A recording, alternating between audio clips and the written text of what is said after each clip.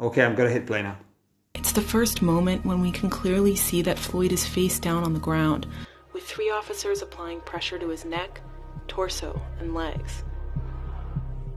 That's a murder.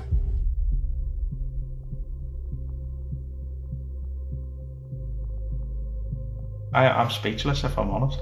Whoa!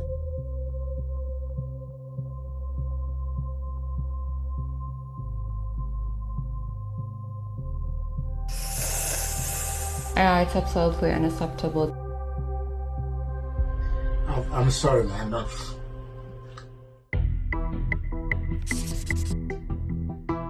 Hours of training required in the United States versus the job. For a barber, 1,300 hours. It's 3,500 hours for being a plumber. I would hope that police officers are getting a little more than what a barber gets. And maybe towards where the lawyer is. Whoa! 647. In Germany, I trained 3 years. We have practical and theoretical training. In Northern Ireland, we're not just taught the legal side, we're taught how to use and think on our feet as well. And it's those skills that make you a better police officer. It also doesn't help that America's policing system is fragmented to the point of farce, with around 18,000 different forces. 18,000. 18,000 sets of rules, policies, regulations, and 18,000 levels of accountability. Here in Canada, we have 141. In the UK, we have got 43. In Italy, there's basically only 2. We have 17. I will never complain about that anymore, since there is a country that has 18,000. The warrior mindset, Kentucky State Police Academy. Gee. The very first essential for success is a perpetually constant and regular employment of violence. Oh, there's the word again, violence. I don't like that word. Who said that? Oh my God, it's Hitler. His quote is actually part of the slide that they're using. Is that right? Yeah. I don't like to say that name. I'm speechless, if I'm honest. There's been silly people that don't like the use of that word warrior with law enforcement. Is our cops the frontline troops in this war? Yeah. And they don't want to use the word warrior? Is he saying that police officers are at war with the community? The police officer is there to serve the community. Sir, I have to tell you, I do have a firearm on me. Don't reach for it, then. Don't pull it out. Don't pull it out.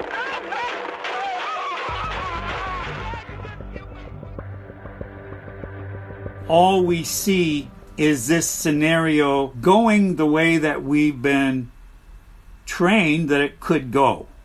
Guess which of the following images are US soldiers in Iraq and which are police officers in American cities? Okay, all of them are, I think, are soldiers. And I think number 2 and 4 are militaries. Oh! They're all police. They're all police. Oh, shit. For several nights this week, this was Ferguson, Missouri. Tanks. Policing is very dangerous work, but police officers are not warriors. I police in Northern Ireland, have done for 21 years. I still, to this day, have to check under my car for a bomb being underneath my car. And even then, I still do not see myself as a warrior. I'm happy that our police officers have got the sense to be able to talk to members of the public and realise that they're servants of the public and not an occupying force. Cops accused of stealing over $225,000 can't be sued thanks to qualified immunity. What's that? Judges created qualified immunity to protect individual officers from liability. And what it's morphed into is almost absolute immunity for law enforcement officers. It's probably a dream comes true for officers that want to break the law. The same law that should apply to the members of the public should apply to the police officers as well. We have to take the same consequences. We have to have the same punishment. We have the Special Investigations Unit. We have the Office of the Independent Police Review Directorate. I used to be the chief of the police academy in Georgia, and also I used to be the chief of Ukrainian National Police. They were both very corrupted, and it was a huge legacy from the Soviet Union. In Georgia, just we disbanded entire traffic police. We fired 15 to 20,000 police officers. And Ukraine, it was the same.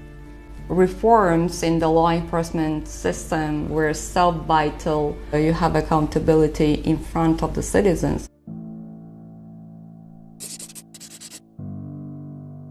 Research suggests that black people are about 3 times more likely to be killed by police than white people. So you agree that there may be systemic racism? I don't agree that there's systemic racism in the police department. Of course there is.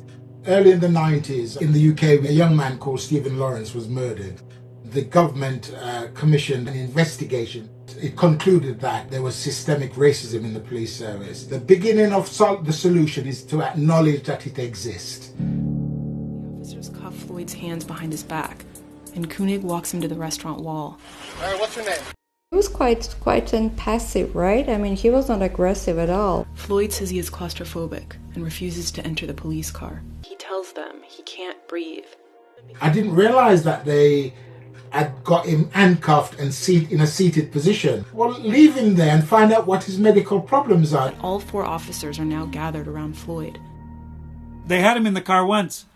I don't understand why they ripped him out of the car. Why isn't that other officer telling him to get off his neck? 1 to 3 big guys. I mean, it's like, of course, it's excessive use of force. The fact that not one of them have actually turned around and said, get off his neck. It's almost that arrogance.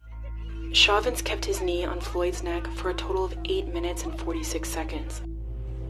That's a murder. I really do feel sorry for the police officers who are there, want to do a good job. And doing their job in very difficult circumstances and putting their lives at risk. But there is no rule of law with corruption. There is no democracy with corruption. I identify myself with being a cop very much. I love my job. And when I see that other people wearing the same uniform as I do, killing people, I feel ashamed.